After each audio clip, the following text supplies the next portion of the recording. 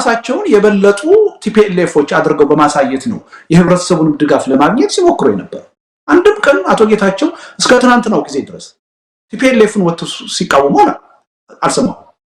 የሚቃወሙት እነ ደብረጽዮንን ነው እና አቶ አማኑኤልን ነው። ሰዎችን ነው እንጂ የሚቃወሙት ድርጅቱን አይቃወሙም። ለምንድን ነው የማይቃወሙት?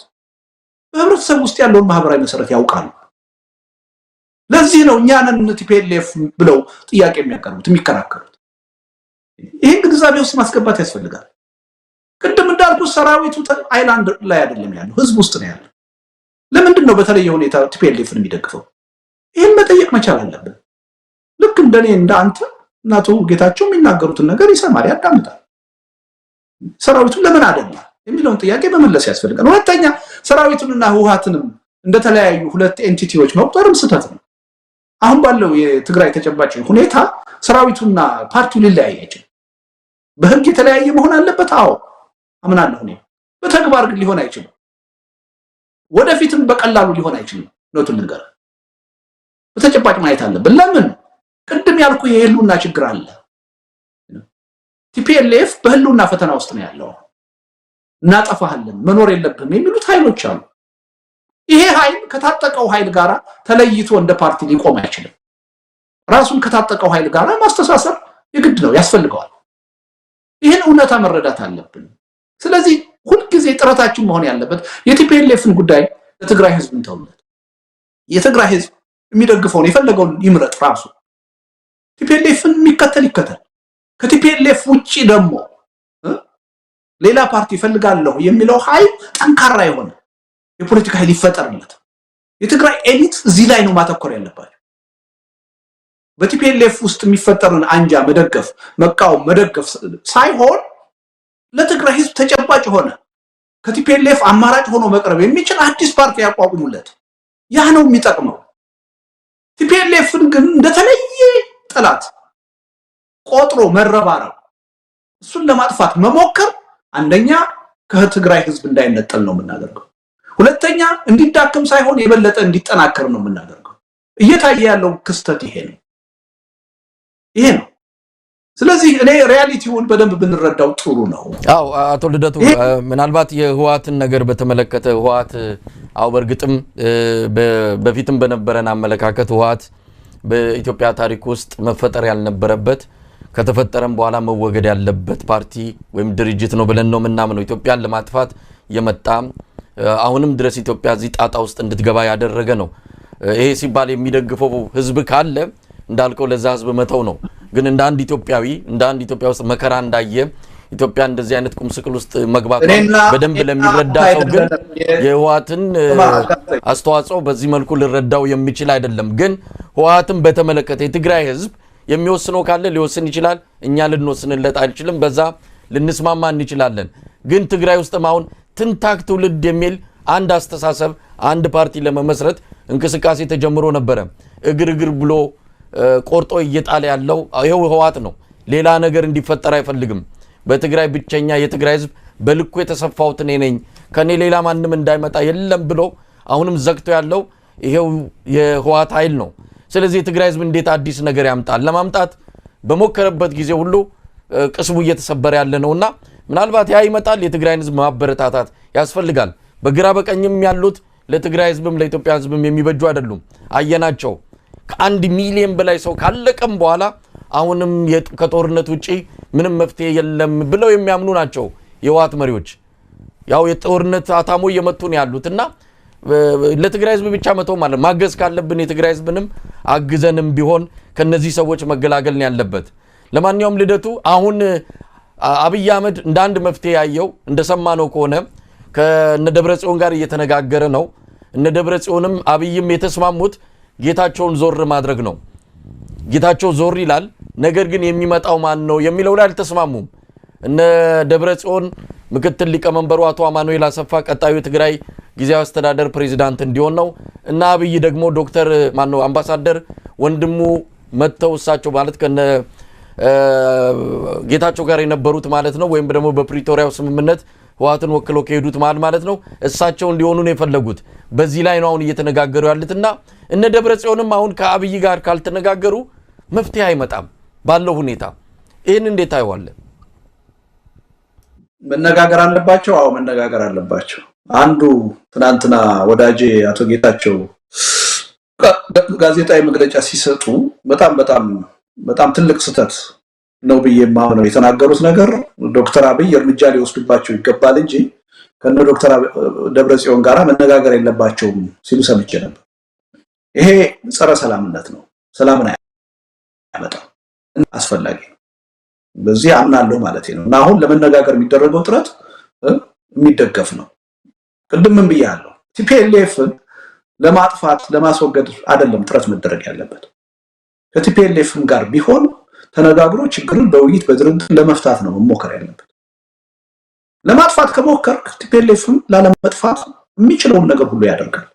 ያን ሲያደርግ ደግሞ የራሱ የሆነ ማህበራዊ መሰረት አለው፣ የሚደግፈው ህዝብ አለ። የትግራይ ህዝብ የኢትዮጵያ ህዝብ ነው ብለን የምናምን ከሆነ የህወሓትን የሚደግፈውን የትግራይ ህዝብ መብት ማክበር አለበት። እኛ አይደለንም የምንወስንለት። አሁን አንተ በሙሉ ልብነት ነው ቲፒኤልኤፍ መጥፋት አለበት ብለህ የምትናገር። ትግራይ ነው እያስተዳደረ ያለው አሁን ቲፒኤልኤፍ፣ ኢትዮጵያን አይደለም እያስተዳደረ ያለው። በዋናነት ይሄ ጉዳይ መወሰን ያለበት በትግራይ ህዝብ ነው። አንተ ዋሽንግተን ዲሲ ተቀምጠህ ልትወስንለት አትችልም። ልወስንልህ ስትል ነው የትግራይ ህዝብ እኔ የወሰንኩለት አይደለም አቶ ልደቱ። እኔ ኢትዮጵያ ላይ ካመጣው መከራ ኢትዮጵያ ላይ ከደረሰብን ቲፒኤልኤፍ እኮ የኢትዮጵያ ማስተዳዳሪ ነበረ፣ መርቶናል እኮ 27 ዓመት። ከዛ አንፃር ስመለከተው መጥፋት ያለበት ነው መኖር የለበትም ማለት እኔ ከደረሰብኝ አንፃር ነው። የትግራይ ህዝብ ግን ከፈለገው ግን ምንም ማድረግ አልችልም ያልኩ 27 ዓመት የገዛህ ቲፒኤልኤፍ ብቻ አይደለም፣ ኦህዴድም ገዝቶሃል፣ ብአዴንም ገዝቶሃል፣ ኢህዴግም ገዝቶሃል። ተላላኪዎቹን እኔ በተላላኪ ነው የምላቸው፣ አቅም የላቸውም። እነዚህን አካላት እንደ አንድ ትርጉም ያለው ስልጣን አላቸው ብዬ አላምንም። እሱ እኮ ነው የሚያሳዝነው። የበለጠ ተጠያቂ የሚሆኑት እነሱ ናቸው እንደውም ከቲፒኤልኤፍ በላይ። ቲፒኤልኤፍማ ለሚያምንበት ለራሱ የፖለቲካ የበላይነት ነው ያን ያደረገው። እነ ብአዴን እነ ኦህዴድ ግን ተላላኪ ሆነው ነው ለማያምኑበት ነገር ነው ህዝባቸውን ሲገዙ የነበረው ሲጨቁኑ የነበረው። ይሄ ከተጠያቂነት ከኃላፊነት ነፃ ሊያደርጋቸው አይችልም። እንደውም ሊያደርጋቸው አይችልም። በዚህ እንተማመናለን። ከኃላፊነት ነፃ ሊያደርጋቸው አይችልም። ግን ፈላጭ ቆራጭ የነበረው ህወሓት ነው። ስለዚህ እነሱን አቅፈህ ይዘህ ቲፒኤልኤፍ ብቻ ከምድረገጽ መጥፋት አለበት የሚል ፖለቲካ ማራመድ የት ያደርሳል? ዘረኝነት እኮ ነው የሚሆነው። ሆ ብሎ ወጥቶ ብአዴንን ደግፎ ኦህዴድን ደግፎ እነሱን እንደ ሙሴ እንዳሻጋሪ እየቆጠሩ ቲፒኤልኤፍ ከምድረገጽ ይጥፋ ማለት የት ያደርሳል? በወቅቱ ኦህዴድንና ብአዴንን አይደለም የኢትዮጵያ ህዝብ የደገፈው። አንድ የለውጥ አስተሳሰብ ነበረ። ኢትዮጵያ የሚል መሪ መጣ እንጂ ማንም እስከማስታውሰው እኔም አንተም ነበርን በወቅቱ ኦህዴድን ደግፎ ብአዴንን ደግፎ አይደለም ሰው ለውጥ በዛን ወቅት ብሎ የወጣው ለውጥ የሚባል ቲፒኤልኤፍ ይዞ የመጣው መንግስት ሲፈርስ ለዛ ደስታውን ለመግለጽ መጣ እንጂ ኦህዴድን ዳግም ጥሩ ነው ብሎ ብአዴንን ጥሩ ነው ብሎ የኢትዮጵያ ህዝብ ድጋፍ ወጣ ብለን ልንገልጸው ምንችለው አይመስለኝም። በዚህ ወቅት ላይ ኦሮ አማራ የሚባል ጥምረት ተፈጥሮ ህዝቡ እሱን ደግፎ አንተም ጭምር ነው እንቅስቃሴ የተደረገው። እነዛ ሰዎች የኢህአዴግ አባል ሆነው ይኖሩ ናቸው። የፈረሰ መንግስትም የለም። ከውስጣቸው ቲፒኤልኤፍን ቀነሱ እንጂ የፈረሰ መንግስት የለም። ያው መንግስት ነው፣ የ27 ዓመቱ መንግስት ነው የቀጠለው። ግን ትልቁ ችግራችን ያለው በተለየ ሁኔታ የምናየው ቲፒኤልኤፍን ስለሆነ ሌሎቹን ማየትም ረሳ። ለዛ ነው ትግሉ የተጠለፈው የትም ያልደረሰው። ኖ ይሄ መንግስት 27 ዓመት የነበረ መንግስት ነው። ቲፒኤልኤፍ ብቻ አይደለም ተጠያቂው፣ ቲፒኤልኤፍ ብቻ አይደለም የችግሩ አካል፣ እነዚህም የችግሩ አካል ናቸው። እነሱ ሊያሻግሩን አይችሉም። አዲስ የሽግግር መንግስት መቋቋም አለበት፣ አዲስ የሽግግር ሂደት መፈጠር አለበት ብለን ቢሆን ኖሮ ይሄ ሁሉ ችግር አይመጣም ነበር። ያን ነው ስህተት የሰራነው። አሁንም ተመሳሳይ ስህተት ነው እየሰራን ያለነው። ቅድም ምን ብያለሁ? ትግራይ ውስጥ አሁን ያለው ሽኩቻ የግለሰቦች ሽኩቻ አይደለም፣ በብልጽግና ፓርቲና በቲፒኤልኤፍ መካከል ያለ ሽኩቻ ነው። አሁንም እያደላን ያለነው ለብልጽግና ነው። አውቀንም ይሁን ሳናውቅ እያደላን ያለነው ለብልጽግና ነው። ለምን? ቲፒኤልኤፍ በዚህ ሂደት መጥፋት አለበት እያለ ይሄን ስንል እያራመርን ያለነው የብልጽግናን አጀንዳ ነው። ይሄን መረዳት አለብን። በስልጣን ላይ ያለውና እየገዛን ያለው አሁን ቲፒኤልኤፍ አይደለም ብልጽግና ነው። እኛ ግን በዚህ ሽኩቻ እያደላን ያለነው ለማን ነው? ለብልጽግና ነው። ይሄ ትክክል አይደለም። ዞሮ ንግግር ብለኛል ቅድም፣ መፍትሄው እሱ ነው። ቲፒኤልኤፍን ለማጥፋት መጣር አይደለም። ስለዚህ ወደ ቀልባቸው መለስ ብለው እነ ዶክተር አብይ ከቲፒኤልኤፍ ጋር ቲፒኤልኤፍን ማጥፋት አንችልም አይገባም ስለዚህ ከሱም ጋር ቢሆን ተነጋግረን ችግራችን መፍታት አለብን ብለው ካመኑ እሰይ ከልባቸው ያምናሉ ወይ የራሴ ጥርጣሬ አለ ቅድም ነግሬያለሁ ቲፒኤልኤፍ ካልጠፋ በስተቀር የፖለቲካ ስልጣናችን አይረጋም ብለው የሚያስቡ ሰዎች ናቸው እንቅልፍ የማይተኙ ሰዎች ናቸው ስለዚህ ለጊዜውም ቢሆን ሰላም ለመፍጠር ይሄ ነገር ያስፈልገናል ብለው ካመኑ እሰየው ነው ብለው መነጋገራቸውን እደግፋለሁ በዚህ መንገድ ነው ትንሽም ቢሆን የለውጥ ተስፋ መምጣት የሚችለው የሰላም ተስፋ መምጣት የሚችለው አጠፋለሁ እናጠፋቸዋለን በሚል የትም ፈቀቅ ማለት አይቻልም የኢትዮጵያ ፖለቲካም የትም አይደርስም ትግሉ ሁሉ ጊዜ ሆሪዞንታል እንዲሆን የጎንዮሽ እንዲሆን አገዛዙ ለመከፋፈል የሚጠቀምበት መሳሪያ መሬት ላይ እንዲሰራ ያደረግን ያለ ነው እኛ ነው በተለየ ሁኔታ አሁንም መንግስት ያልሆኑ ኃይሎችን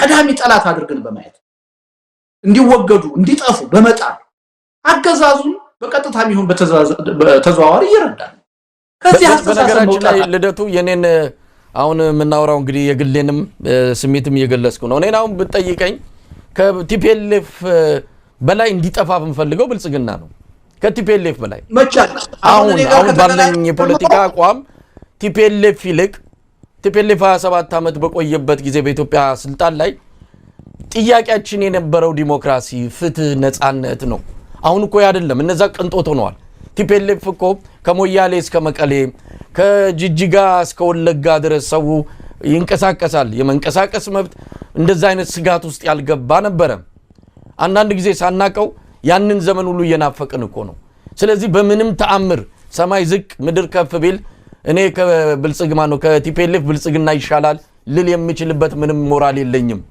ቀድሞ እንዲጠፋ መፈልገው ምናልባትም እንደው ጊዜ ባይሰጠውና ብንገላገለው ደስ የሚለንና ምኞትም በጸሎትም በትግልም እየጠየቅን ያለ ነው ብልጽግና እንዲወገድ ነው ስለዚህ አንተንም አሁን ያልከንን እኛ ብልጽግናን ለመደገፍ አይደለም አሁን የምልም እኔ ቲፒኤልኤፍ አሁን የተወሰነ ከስተቱ ተምሮ ለትግራይ ህዝብም ለኢትዮጵያ ህዝብም ይጠቅማል ዘመኑ ይዋጃል ብሎ የሚለው አስተሳሰብ ካለው እውነት ለመናገር ምንም ችግር የለብንም በኔ በግል ብትጠየቅ ምርጫዬ ቢሆን ምንም ችግር የለም ብልጽግና ጋር ያለው ችግር ግን ለኢትዮጵያ ጠንቅ ነው ኢትዮጵያን ያጠፋታል ብዬ ስለማምን የብልጽግና መወገድ ቁጥር 1 ምርጫ አድርጌ ነው መቀበለው ወይ ትናንትና ለምሳሌ አሁን በተፈጠረው ችግር ውይይት ስታደርግ ሰምቻለሁ ከሆነ ሰው ጋር 10 ጊዜ ስትናገሩ የነበረው ቲፒኤልኤፍ መጥፋት አለበት ነው ስትሉ የነበረው እኔ ጋር አሁን ውይይት ከጀመርን በኋላ ስለ መጥፋት ስታወራ የነበረው ስለ ቲፒኤልኤፍ መጥፋት ነው ስለ ብልጽግና አይደለም አብዛኛው ሰው ውይይቱ በትግራይ ዙሪያ ስለሆነ እንጂ ቲፒኤልኤፍ ላይ ያተኮር ነው አጠቃላይ የኢትዮጵያ ሁኔታንማ ምንም ችግር የለም እንደው ልደቱ እንዲ መመላለሱ ትርጉም አለው ብያላምንም ይሄ ምንም ጥርጥር የለም ብላችኋል ብለ ዛሬ ነጥብ ለማስቆጠር ሳይሆን ትላንትም ከትላንት ወዲያም ዛሬም ወደፊትም እንደ ብልጽግና የኢትዮጵያ ጠላት የለም እንደ ዶክተር አብይ የኢትዮጵያ ብሔራዊ ስጋት የሆነ ማንንም የለም ብለን ነው ምናምነው ውይይቱ በትግራይ ብቻ ስላተኮረ ቲፒኤልኤፍ ስለሆነ አጀንዳው ያንን አነሳን እንጂ ብልጽግና በፍጹም አናልኩም ስተትህ በትግራይ ጉዳይ ነው ለዛ ነው ቲፒኤልኤፍ ብቻ ያነሳነው አልከኝ መጀመሪያ እኮ ለዚህ ነበር ይሄን አስተሳሰብህን በደንብ እንድትፈትሸው ነበር ትግራይ ውስጥ አሁን የምናየው ሽኩቻ በፌደራል መንግስቱና በቲፒኤልኤፍ መካከል ያለ ሽኩቻ ነው ነጥለህ የትግራይ ችግር ብቻ አድርገህ አትየው ነጥለህ የቲፒኤልኤፍ ብቻ አድርገህ አትየው ይሄን ቅራኔ ካልተረዳኸው አስቸጋሪ ነገር ነው ስለዚህ ስለ ትግራይ ጉዳይ ስታወራ የብልጽግናን ጉዳይ ወደ ጎን ልታረጋው አትችልም የችግሩ አካል ነው አብረህ ነው ልታይ የሚገባው በነገር ላይ ስለ መጥፋት ሳወራ እኔ ብልጽግና ፓርቲ መጥፋት አለበት ብያለሁ የሚደግፈው የህብረተሰብ ክፍል አለ ብዬ ነው ማምነው በአምባገነንነት ስልጣን ይዞ መቀጠል አለበት ብያለሁ በጉልበት ነው እየቀጠለ ያለው ወደ ድርድር ወደ ውይይት ፖለቲካ መምጣት አለበት ብዬ ነው ማምነው ነገ ከነገ ወዲያ አዲስ የሽግግር ሂደት ኢትዮጵያ ውስጥ ራሱ ቢጀመር ብልጽግና መጥፋት አለበት ብዬ አላምንም እንደ አንድ ተደራዳሪ አካል የሽግግሩ አካል መሆን አለበት ብዬ ነው ማምነው በዓለም ታሪክ ላይ እኮ የሚጠፉ ፓርቲዎች የግድ አንድ ፓርቲ ስለተመሰረተ ወንጀለኛም ሆኖ ይቀጥል ማለት አይደለም ወንጀለኛ ከሆነ ህዝብ ላይ መከራ ካመጣ ፓርቲው ሊታገድ የሚችልበት ልክ እንደነ ናዚ ፓርቲዎች ሊሰረዝ የሚችልበት ሊታገድ ቲፒኤልኤፍን ከፖለቲካ ፓርቲነት ምርጫ ቦርድ እኮ ሰርዞት ነበር። አንድ ፓርቲ የግድ ስለተፈጠረ ሁሌ መኖር አለበት የሚል አስተሳሰብ ትክክለኛ ጤናማ ነው ብዬ አላምንም። ችግር ከሆነ በወንጀል ተጠይቀው ሊፈርስ ከቻለ መፍረስ አለበት ምናልባት ምክንያቱም ብልጽግና ህዝብ መርጦ አይደለም ያመጣው ብልጽግናን ህዝብ ፈልጎት አይደለም ፓርቲውን ያደራጀው እነዚሁ ግለሰቦች ናቸው። አብይ አህመድ ነው ይህንን ፓርቲ መሰረተው የአብይ አህመድ ውጤት ነው። ስለዚህ ከህዝብ ጋር ማስተሳሰርም ተገቢ ነው ብዬ አላምንም። ትልቁ ችግር እኮ ይሄ ነው። ብልጽግናም የራሱ ማህበራዊ መሰረት አለው። የተወሰነ ማህበራዊ መሰረት ስላለው ነው ሰርቫይቭ ያደረገው። አንሳሳት። አሁን ሁልጊዜ ለተቀናቃኛችን የምንሰጠው ግምት በጣም ያነሰ ነው። ለራሳችን የምንሰጠው ግምት በጣም የተጋነነ ነው። ስህተት ውስጥ የሚከተል እሱ ነው። ስለ ብልጽግናም ሳወራለ የተጠያቂነት ጉዳይ አዎ ነገ ከነገ ወዲያ ሁሉን አቀፍ የሆነ አዲስ የሽግግር ሂደት ቢፈጠር እንደ ፓርቲ እንደ ባለስልጣን እንደ ድርጅት መጠየቅ ያለበት መጠየቅ አለበት። ያ ሂደት ነው ማን ነው መሰረዝ ያለበት ማን ነው መሰረዝ የሌለበት የሚለውን የሚወስነው። እኔ እናንተ አይደለንም አሁን የምንወስነው። ለዛ ሂደትን ተው ያን ጉዳይ ማን ነው መሰረዝ ያለበት ማን ነው መሰረዝ የሌለበትም የሚለው አስቀድመን ግን እኛ ፍርዱን እንሰጣለን። እኛ የሞራል የበላይነት ወስደን ከሌ መጥፋት አለበት ከሌ መኖር አለበት እንላለን። ከሱ አይነት ፖለቲካ እንውጣ ነው እያልኩ ያለሁት እኔ እንጂ አንድ የሽግግር ጊዜ ፍትህ ሲመጣ ነገሮች በአግባቡ ተጣርተው መጠየቅ ያለበት ግለሰብም ይሁን ድርጅት መጠየቅ አለበት። መሰረዝ ያለበት መሰረዝ አለበት። ያለ ሂደቱን እንተው። ሂደቱን ግን አስቀድመን እኛ አንወስን። ያ መብት የለንም የመወሰን። ይሄን ነው መረዳት ያለብን። አሁንም ቢሆን እያልኩ ያለሁት ምንድነው የትግራይን ጉዳይ ነጥለህ የትግራይ ጉዳይ የህወሓት ጉዳይ ብቻ አድርገህ አትየው። የሁለት ኃይሎች ፍልሚያ ነው። ስለዚህ በዛ ጉዳይ ላይ ሐሳብ ስንሰጥ በዚህ ፍልሚያ ሊፈጠር የሚችለውን የኃይል አስተላለፍ ለውጥ ግምት ውስጥ ማስገባት አለብን። ትልቁ ችግር በቃ ስለ ትግራይ ሲነሳ የቲፒኤልኤፍ መጥፋት ነው መፍትሄ አድርገን የምናየው። ስህተት ነው እሱ። ስለፈለግን ደግሞ አይጠፋም። በእኛ ፍላጎት ቢሆን ኖሮ ከብዙ ዓመት በፊት ይጠፋ ነበር። እኔ 27 ዓመት ሙሉ የታገልኩት ቲፒኤልኤፍን ነው። በእርግጥ እንዲጠፋ አይደለም ዴሞክራት እንዲሆን የኢትዮጵያን ህዝብ ከመጨቆን በአምባገነንነት ከመግዛት ራሱን እንዲያቀብ ነው በምርጫ እንዲዳኝ ነው እንጂ እንዲጠፋ አይደለም የታገልኩት። ግን ይሄው ቅድም ያልከው ቲፒኤልኤፍ ራሱ ሪፍሌክት አድርጎ ያለፈ ድክመቱን ችግሩን እኔ እናንተ ወደምንፈልገው ወደ ተስተካከለ አቅጣጫ እንዲመጣም ከፈለግን የኛ አፕሮች መቀየር አለበት። በጠላትነት ፈርጀን መጥፋት አለብህ እያልነው ስለኛ ጥሩ ነገር እንዲያስብ መጠበቅ የለብንም። ወደ ጥሩ አቅጣጫ እንዲመጣ መጠበቅ የለብንም። ትራፊኩ ቱዌይ ነው። እኛ ጥሩ ስንሆን እኛ ጥሩ ስናስብ ነው ሌሎችም ወደዛ አቅጣጫ የሚመጡት። እኛ በጠላትነት ካየናቸው ሁልጊዜ ሐሳብ የምንሰጠው የምንረባረበው እንዲጠፉ ከሆነ እነሱም የኛን ጥፋት ነው እንጂ የሚፈልጉት ቀና ነገር ሊያስቡ አይችሉም።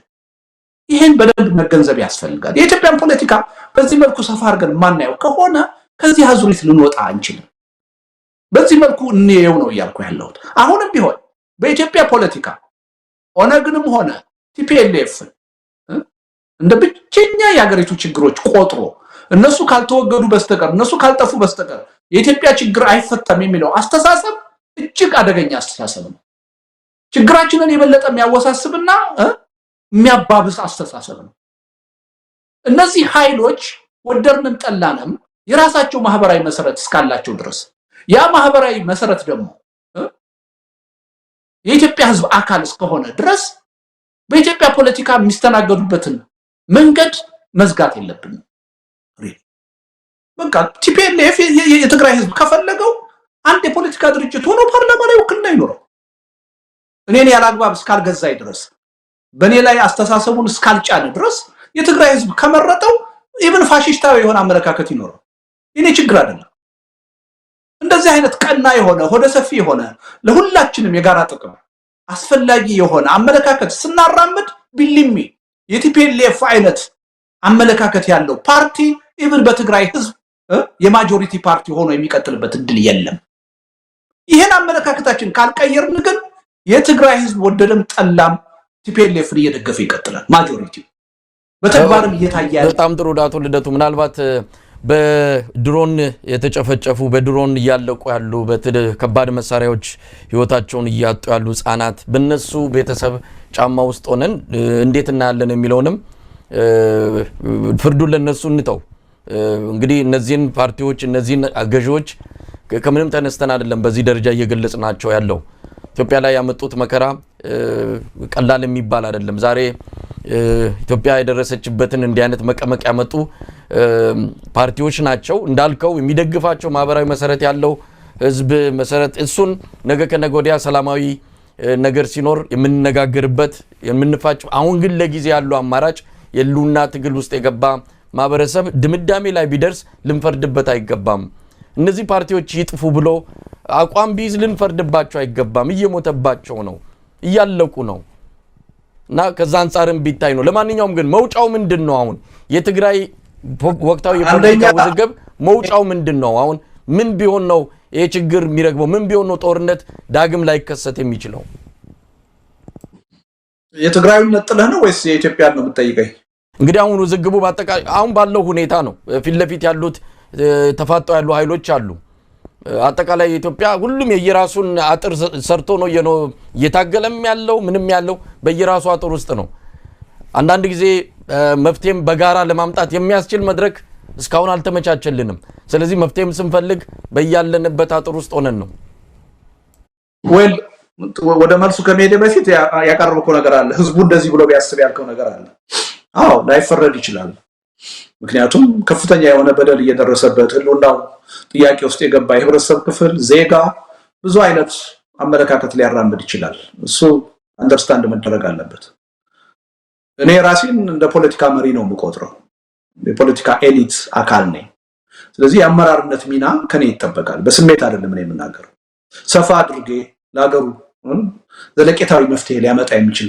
ሐሳብ ነው ማመጣው ያ ሐሳብ ከእያንዳንዱ ዜጋ ወይም ህብረተሰብ አመለካከት ጋር ለጊዜው ላይ ሄድ ይችላል የመሪነት ሚና ማለት እንደሱ ነው ከህብረተሰቡ ላቅ ብለህ ቀደም ብለህ ማሰብ መቻል ነው መሪነት በዛ ደረጃ ማየት አለብን እንጂ ህብረተሰቡ እንዲህ ያለ አመለካከት አለውና ያን አመለካከትኛ ማራመድ አለብን ካል ሚናችን የመሪነት አይደለም ማለት ነው የተመሪነት ነው እኔ በህብረተሰብ አመለካከት አይደለም መመራው እዚህ ትግል ውስጥ ያለሁት እንዳው ህብረተሰቡን ለመምራት በመፈለግ በእኔ አመለካከት መምራት አለብኝ ስለማምን ስለዚህ በህብረተሰብ አመለካከት አይደለም መመራው ቤትም ዓለም ለውጥ ሲመጣ ህዝብ ነው የሚያመጣው ህዝብ ግን ለውጥ የሚያመጣው በመሪዎች ተመርቶ ነው ያለ መሪ ለውጥ ሊመጣ አይችልም የመሪ ሚና ቁልፍ ነው ወሳኝ ነው ይሄን መገንዘብ ያስፈልጋል ችግሩ መሰረታዊ ችግሩ በምንድነው የሚፈታው ያልከው ቅድም ስለ የነበረው ነው ምደግሞ ኢትዮጵያውያን አንዳችን ሌላችንን በማሸነፍ አንዳችን ሌላችንን በማጥፋት በማስወገድ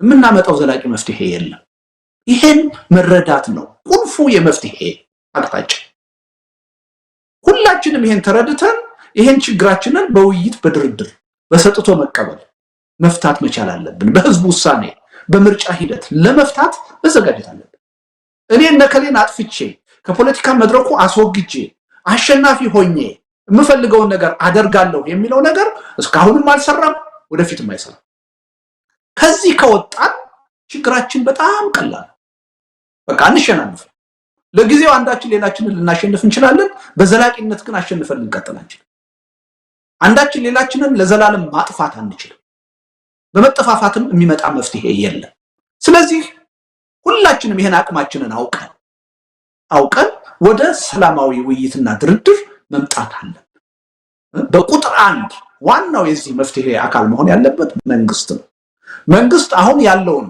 ህዝባዊ ተቃውሞ በአፈና በግድያ ሊያስቆመው እንደማይችል በዘላቂነት ሊያሸንፈው እንደማይችል አውቆ ወደ ታይታ ሳይሆን ወደ ልባዊ የውይይትና የድርድር ሂደት መምጣት አለበት እሱ በዛ ደረጃ ወደ ልባዊ የውይይትና የድርድር ሂደት ከመጣ ተቃዋሚው ጎራ ደግሞ አሁንም መንግስትን በጉልበት ካላሸነፈ በስተቀር ካላጠፋሁት በስተቀር አሸናፊነት የለም ብሎ ከማሰብ መቆጠብ አለበት ራሱን ለውይይትና ለድርድር ማዘጋጀት አለበት የኢትዮጵያ ችግር እንዲፈታ የምንፈልግ ከሆነ ይሄ አገርና ህዝብ ህልውናው ተጠብቆ በዘላቂነት እንዲቀጥል የምንፈልግ ከሆነ የዚህ አይነት አዲስ አስተሳሰብ ያስፈልገናል እርስ በርስ በመገዳደል አሸናፊና ተሸናፊ በመሆን አጥፊና ጠፊ በመሆን የሚመጣ ለውጥ የለም ስለዚህ በትግራይም ደረጃ በአማራም ደረጃ በኦሮሚያም ደረጃ በአጠቃላይ በኢትዮጵያ ደረጃ ያሉት ቅራኔዎች ሁሉ በዚህ አመለካከት ነው መፈታት ያለባቸው አይ በማሸነፍ ነው በማጥፋት ነው ችግሩን ልንፈታው የምንችለው ብለን እስከቀጠልን ድረስ ምንም ጥርጥር የለኝም ኢትዮጵያ ትፈርሳለች። የምትፈርሰው ደግሞ ዝም ብላ አይደለም፣ እርስ በርስ አስቀያሚ ዘግናኝ በሆነ ሁኔታ ተላልቀን ነው የምትፈርሰው። ወደዛ ነው የምንሄደው። እንግዲህ አቶ ልደቱ ያ ነገር እንዳይመጣ በእርግጥም የናንተ ሚና ትልቅ ነው። የፖለቲከኞች ያልከውን ሐሳብ በሙሉ ስለደገፍኩትም ነው በደንብ ያዳመጥኩ። ፖለቲከኞች ሚናቸውን ተጫወቱ ቁጥር ህብረተሰቡ እየተመራ ወደ ትክክለኛው ነገር ይሄዳል። እንግዲህ ፖለቲከኞች ሚናን ነው በደንብ የገለጽከውና ያንን በሚገባ የምንቀበለው ነው። እንደው ወደ ሌላ ርዕሰ ጉዳይ እንሂድ። ምናልባት ከዚህ ከወደብ ጋር በተያያዘ አሁንም ኢትዮጵያ ላይ ያንዣበበ ሌላ አደጋ ነው። ጦርነት ሊከሰት ይችላል የሚል ስጋት ያላቸው እንዳሉ ሆኖ የለም ሊከሰት አይችልም ብለው የሁለቱን ሀገራት አቅም የመዘኑ ወደዛ አይገቡም ብለው የሚገልጹም አሉ። ለማንኛውም መኖሩ መፈጠሩ አይቀርም፣ አይፈጠርም ያልናቸው ጦርነቶች ተፈጥሯልና ምን ይታያል? ከወደብ ጋር የተያዘ ሰሞኑን አንተ አንድ ክሊፕ ወጥቶ ነው እውነት ለመናገር እዚህ ላይ ሂሳችንን ውጠን ሙሉን ውይይት ሳናይ ፍርድ የሰጠናለን። አንዳንዶቻችንም ከአንድ ሚዲያ ጋር ውይይት ባደረክ ጊዜ አሁን በስልጣን ላይ ያለው መንግስት የወደብን ጉዳይ አጀንዳ አድርጎ በማምጣቱ ልናጨበጭብ ይገባናል አይነት በሚመስል መልኩ ተቆርጦ የወጣ ክሊፕ ነው። ሙሉን አልሰማነውም። በዛ ብቻ ተመስርተን ድምዳሜ ሰጠናለን። ያ ስህተት ነው። ሙሉን መከታተል ይገባናል። ግን ከወደብ ጋር በተያያዘ አሁን ካለው ሁኔታ አጠቃላይ ከግራ ከቀኝ ከሚባሉት ጋር በተያያዘ ያንተ አቋም ምንድን ነው? ምን ትላለህ?